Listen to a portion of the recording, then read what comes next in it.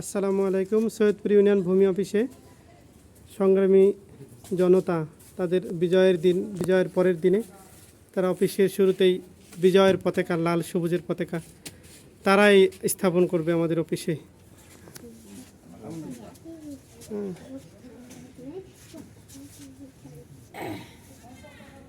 নতুন স্বাধীনতা 2024। হ্যাঁ, লাখো শহীদ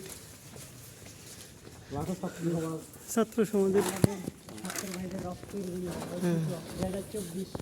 শহীদ আবু সাইদ সহ যারা শহীদ হয়েছে তারা জাতির শ্রেষ্ঠ সন্তান।